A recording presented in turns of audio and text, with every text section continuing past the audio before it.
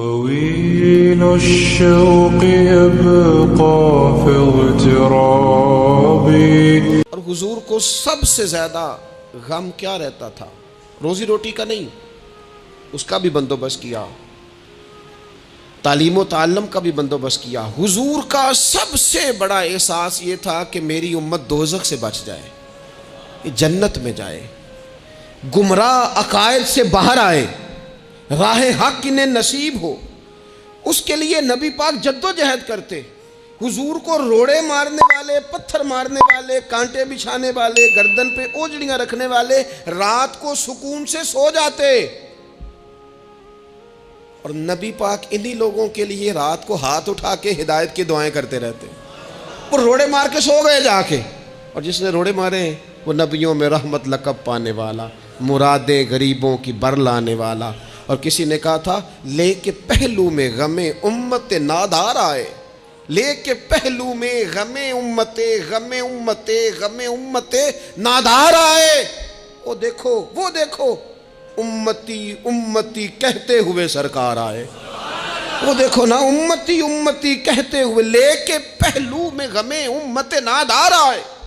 हुजूर के पहलू में गम है उम्मत। या अल्लाह मेहरबानी फरमा, या अल्लाह मेहरबानी फरमा। और सुबह क़यामत भी हम सब लोग ना लायक लोगों से अपना ताल्लुक़ बनाते हैं। मैंने देखा है कि सारी ज़िंदगी का रिश्ता है। वो किसी ने कहा था कि कोई बंदा मुझे ऐसा चाहिए कि मैं उससे झूठ भी बोलूं तो वो मुझसे सच बोले। कुछ लोग ऐसे चाहिए होते हैं ना ज़िंदगी में कि वो तौअन व करहन साथ ही रहे, लेकिन ये होता नहीं, मुश्किल काम है। लोग कहते हैं अगर लायक है तो मेरा है, नालायक है तो फिर मेरा।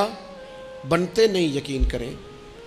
आपसे ज़िंदगी में कोई ख़ता हो गई को आपका बनने को तैयार नहीं होता, कहता मेरा नहीं ताल्लुक़ भाई, मैं इसके लेन देन का बिल्कुल जिम्मेदार नहीं, मेरा इसका कोई रिश्ता नहीं, तू जान ये जान, काट दिया। और अगर गुनाह हो गया, गलती हो गई, इंसान से हो जाती है। अपनी सारी गलतियों समेत अपने आप से प्यार है, और दूसरे से एक हो जाए तो। लेकिन कुछ लोग ऐसे होते हैं, हुजूर गौसे पाक के मदरसे के असातिज़ा ने कहा था हुजूर सबक बांटने हैं, पीरियड लगाने हैं, आपको कौन सी किताब दे दें, फ़िक़्ह, उसूल, तफसीर, हदीस, क्या पढ़ाएंगे? तो आप फरमाने लगे नहीं, तो मुझे सबक ना कोई दो, तुम इस तरह की तकसीम करो कि लायक बच्चे सारे तुम रख लो, नालायक सारे मुझे दे दो।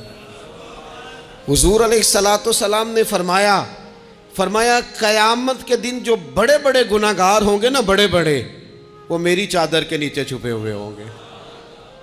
चोर हाकिम से छुपा करते हैं या इसके सिवा, तेरे दामन में छुपे चोर अनोखा तेरा। और हुजूर हमारे वकील नहीं,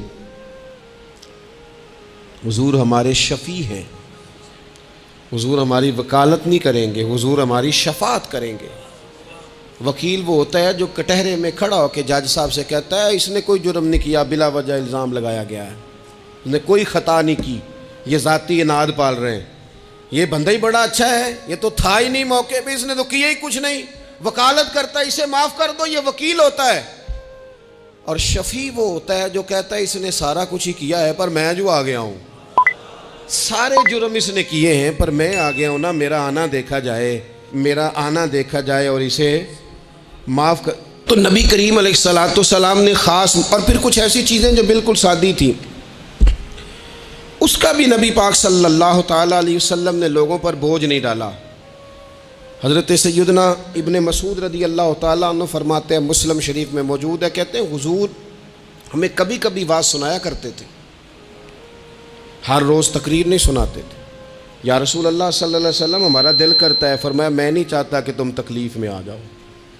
हुजूर फरमाते हैं मैं लंबी नमाज़ पढ़ाना चाहता हूँ, पीछे से कोई बच्चा रो पड़ता है, मैं अल्लाह की नमाज मुख्तसर कर देता हूँ। नबी पाक सल्लल्लाहु ताला अलैहि वसल्लम की आदत मुबारका थी, हुजूर सवारी पे चल रहे होते थे तो कोई ग़ुलाम साथ चलना चाहता था तो फरमाते थे मेरे साथ आके सवारी पे बैठ जा। या रसूलल्लाह मैं आपके साथ नहीं बैठ सकता, मैं तकाज़ा अदब है कि मैं आपके साथ ना बैठूँ। तो हुजूर फरमाते फिर वापस चला जा, मेरी तबीयत गवारा नहीं करती कि मैं सवारी पे चलूँ और मेरे साथ जो लोग हैं वो पैदल सफ़र करें। एहसासात, जज्बात महबूब करीम को अल्लाह तबारक व तआला ने जो दिल अता किया, आप देखें छोटे छोटे बच्चों, वो हमारे यहाँ ना जी, बुज़ुर्ग नाराज़ ना मुझसे हो जाएं, हमारे यहाँ बुज़ुर्ग बाज़ों का शिकवा करते हैं, कहते हो काका इधर आए ना, तू मेरे ना सलाम नहीं लई। भैया आप ले लेते सलाम, ये कुछ झगड़े वाली बात है? आप सलाम कर दें। रसूल पाक की आदत मुबारक थी कि छोटे छोटे बच्चे गलियों में होते तो हुजूर आगे बढ़ के खुद उन्हें सलाम कहते, उनके सरों पे दस्ते शफ़क़त फेरते, उनकी छोटी छोटी बातें सुनते, उनके सवालात के जवाब इरशाद फरमाते। अल्लाह के प्यारे रसूल सल्लल्लाहु ताला अलैहि वसल्लम का तो ये मामला था कि इबादत के मामले में भी जब एक शख्स ने कहा कि या रसूलल्लाह मैं सारी रात नमाज़ पढ़ा करूँगा, सारा दिन रोज़ा रखूँगा, तो हुज़ूर ने फरमाया ना, आँखें तकलीफ़ में आ जाएंगी, वजूद थक जाएगा। एक सरकार की ज़ौजा मोहतरमा उम्मुल मोमिनीन ने रस्सी बांध ली थी मस्जिद नबवी में कि मैं जब थक जाऊँगी तो टेक लगा लूँगी, पर मैंने पढ़नी सारी रात है नमाज। अल्लाह के महबूब ने फरमाया जितनी देर तबीयत इजाज़त दे उतनी देर पढ़ो, बाकी आराम करो। और फरमाया तुम्हारी आँख का भी तुम्हारे ऊपर हक़ है, तुम्हारे वजूद का भी तुम्हारे ऊपर हक़ है। ये सारी चीज़ें नबी पाक सल्लल्लाहु ताला अलैहि वसल्लम की उम्मत के साथ रहमत पर दलालत करती हैं। इसी तौर पर आप देखें कि नबी करीम अलैहिस्सलाम ने 2-3 दिन तरावी पढ़ी, फिर सहाबा जमा हो गए, ज़्यादा लोग आ गए तो सरकार अंदर से बाहर ही नहीं आए, हुजरे में रहे। फजर के वक़्त आए तो फरमाया मुझे पता था तुम सारे इंतज़ार में हो और तुमने देर तक मेरा इंतज़ार किया, मैं जानबूझ के नहीं आया। क्यों नहीं आया या रसूलल्लाह सल्लल्लाहु ताला अलैहि वसल्लम? तो हुजूर फरमाने लगे इसलिए नहीं आया कि अगर मैं आ जाता और कुछ दिन मुस्तकिल नमाज़ पढ़ता तो मेरे दिल में ख़्याल आया कहीं रब करीम इसे फ़र्ज़ ना कर दे, तुम्हें मुशक्क़त होगी, तुम्हें तकलीफ़ होगी, लिहाजा मैं हुजूर दिल चाह रहा है नफली इबादत को, इसलिए नहीं कर रहे कि उम्मत पर कहीं ज़रूरी हो जाए। हज़रत सैयदना अब्बास फरमाते हैं कि एक अंसारी सहाबी रात को मस्जिद नबवी शरीफ में दाखिल हुए, उन दिनों जिन दिनों वो बदर के कैदियों को लाया गया था, तो उन कैदियों को रस्सियाँ सहाबा ने ज़ोर से बांध दी थी। तो कहते हैं कि मैंने देखा नबी करीम अलैहिस्सलाम बड़ी बेचैनी के आलम में कभी इधर जाते कभी उधर आते। मैंने अर्ज़ की या रसूल अल्लाह सल्लल्लाहु ताला अलैहि वसल्लम खैरियत है? तो हुजूर ने फरमाया इन कैदियों में मेरे चचा जनाब अब्बास भी हैं, वो हाय हाय करते हैं तो मुझे नींद नहीं आती। चलो ज़्यादा नहीं तो थोड़ा एहसास कभी चचा का भी पैदा करना चाहिए। वैसे चचा चांद नहीं होता, चंदा हमेशा मामू नहीं होना है। चचा जितना मर्जी भी खूबसूरत हो, बेचारा चांद हो सकता नहीं, चंदा मामू नहीं होना है, पक्की बात। तो कभी चचा का भी एहसास करना चाहिए। नबी करीम अलैहिस्सलाम ने फरमाया चचा हाय हाय करते हैं तो मुझे नींद नहीं आती। वो अंसारी से आप भी फरमाते हैं कि मैं दौड़ा गया और मैंने जाके मालूमात की कि हज़रत अब्बास रदी अल्लाह ताला अन्हु को कहाँ बांधा गया है। फरमाते मैं जाके हज़रत अब्बास की रस्सियाँ ढीली करके आया तो वो सुकून में आ गए। तो आके हुजूर अलैहिस्सलाम को मैंने देखा तो सरकार भी ज़मीन पर बैठ गए, लेकिन अभी चेहरे पर बेचैनी बाकी थी। मैंने अर्ज़ की हुजूर मैं रस्सियाँ ढीली कर रहा हूँ जनाब अब्बास की, आप आराम से सो जाएं। तो यहाँ तक नहीं ये रहमत रुकती, ये रहमत किसी मकाम पर महदूद नहीं होती। मेरे करीम का करम हमेशा बरसता है, तो बग़ैर रंगो नस्ल हर जगह बरसता है। हुजूर अलैहिस्सलाम ने फरमाया सिर्फ़ अब्बास नहीं, जा सारे कैदियों की रस्सियाँ ढीली करके आ। सबको ये कौन लोग हैं? ये बदर में फूल लेके आए थे, ये गजरे लेके आए थे फूलों के, खुशबू का तोहफा देने आए थे, ये तो तलवारें लेके आए थे। लेकिन ये एजाज़ है मेरे नबी पाक का कि अल्लाह ने हुजूर को रहमत लिल आलमीन बनाया है। दिलों के अंदर इतनी गुंजाइश रसूल पाक ने पैदा की। फरमाया सब कि रस्सियाँ ढीली करो ताकि मैं आराम से सो जाऊँ।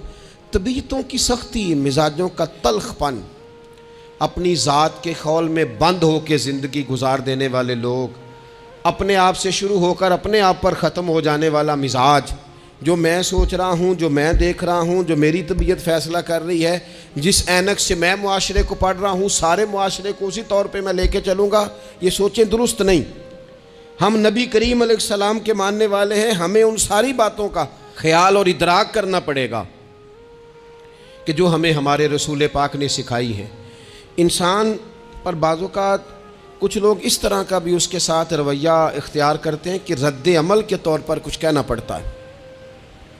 बाज़ लोग सख्त सुस्त कह देते हैं रद्द अमल के तौर पर, खुद इस तरह के नहीं होते, लेकिन तांग आमद बजांग आमद। तो एक दफ़ा जब बड़ी सख्त तकलीफ़ दी कुफ़ार ने, तो सहाबा ने अर्ज़ की या रसूलल्लाह इनके लिए दुआ करें, ये तबाह हो जाएं। तो महबूब ने ख़ुद इन लफ्ज़ों के साथ जवाब दिया, फरमाया अल्लाह ने मुझे लानत मलामत वाला नहीं बना के भेजा, मुझे रहमत लिल आलमीन बना के भेजा। इन्हीं हर वक्त ताने देते रहना, हर वक्त खड़े रहना। ये देखें ना मेरे मुल्क का माहौल क्या बना हुआ है, राय का इख्तलाफ ही है ना, लेकिन जो धींगा मुश्ती रोज़ होती है और जो धमा चौकड़ी रोज़ मचाई जाती है, रोज़ जो नई से नई कहानी पनपती है, मुल्क के अंदर कोई शख्स ऐसा नहीं रह गया, कोई इदारा ऐसा नहीं रह गया जिसके बारे में हमारे दिल बिल्कुल साफ़ हो। इसलिए कि हमने मिजाज इस तरह का बना लिया है, हमने ऐनक इस तरह की लगा ली है, लहजे इस तरह के बना लिए। हुजूर सैयद आलम अलैहिस्सलाम ने एक दिन फरमाया था, मुझे किसी सहाबी के बारे में कोई बात ना पहुँचाना, किसी की गलती आके डायरेक्ट मुझे न बताना, मेरे सामने कुछ भी ऐसा ना करना। या रसूलल्लाह क्यों? फरमाया मैं चाहता हूँ मेरे दिल में सब के लिए गुंजाइश है तो गुंजाइश ही रहे। लोगों को खुशगुमान रहने ही नहीं दिया जाता, अच्छी सोचें पैदा करने के मौके ही नहीं दिए जाते। वही बदगुमानियाँ हैं, वही माहौल के अंदर शिद्दत है, वही अंदाज़ हमारा इस तरह का है, और वही कुछ हम कर रहे हैं, और सारे हैं कि एक ही लाठी के साथ हांके जा रहे हैं। खुदारा चीज़ों को देखें और गौर करें कि हम नबी पाक साहिब औलाक सैयद आलम सल्लल्लाहु ताला अलैहि वसल्लम के मानने वाले हैं। फिर एक और बात, हुजूर की रहमत चूँकि कामिल है, तो हुजूर अलैहिस्सलाम का एक तरीका है।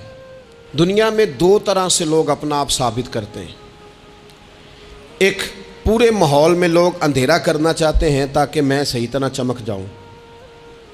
वो फिर बताते हैं कि इस वक्त दुनिया में कोई आदमी भी मेरे सिवा ठीक नहीं है। किसी का भी तज़किरा उनके सामने किया जाए तो एक दो चार कमज़ोरियाँ उसकी वो बता देते हैं, क्योंकि वो फुल अंधेरा करना चाहते हैं और समझते ये हैं कि जब मैं अंधेरा करूँगा तो फिर मैं ज़्यादा चमक जाऊँगा। इसलिए बाकायदा मनसूबाबंदी की जाती है और बाकायदा लोग बिठाए जाते हैं और किरदार कशी करना एक पूरा माहौल बना दिया गया, और कोई भी शख्स उससे मुबर्रा नहीं, वो दीनी तारुफ रखता हो या दुनियावी तारुफ रखता हो, सियासी समाजी माशरे में कोई मकाम रखता हो या सियासी कदकाठ से उसका तारुफ हो, किरदार कशी आम बना दी गई और इस पर लोग खुश होते हैं। मेरे भाइयों, नबी करीम ने भी अपना असबात किया है, लेकिन रसूल पाक का तरीका ये नहीं है कि किसी दूसरे की नफ़ी करके ही अपना असबात होता है। कुरान तो नबी पाक पे नाजिल हुआ है ना, हुजूर कुरान लेके आए हैं, पर इस कुरान में तो हज़रत मूसा की तारीफ़ें भी हैं, हज़रत ईसा के तज़किरे भी हैं, जनाब ईसा के मोजज़ात भी हैं, इसमें तो हज़रत नूह का ज़िक्र भी है, इसमें तो हज़रत आदम का ज़िक्र भी है, इसमें तो हज़रत यूसुफ़ अलैहिस्सलाम के हुस्न व जमाल और कमाल के तज़किरे, इसमें तो जनाब लुकमान हकीम की हिकमत और दानाई की बात है, इसमें तो हज़रत खज़र का तज़किरा है। इस कुरान मजीद के अंदर तो औलिया अल्लाह की शान है, इसमें तो माँ बाप की फजीलत है, इसमें तो पड़ोसियों की बात है। इस कुरान मजीद ने तो गरीब की बात की, यतीम की बात की, बेवा की बात की। तो रसूल करीम ने बताया कि दूसरों को पीछे करके अपने आप को आगे नहीं किया जा सकता, तुम सबको साथ लेके चलो, तुम्हें अल्लाह इमामत अता फरमा देगा। طويل الشوق يبقى في اغترابي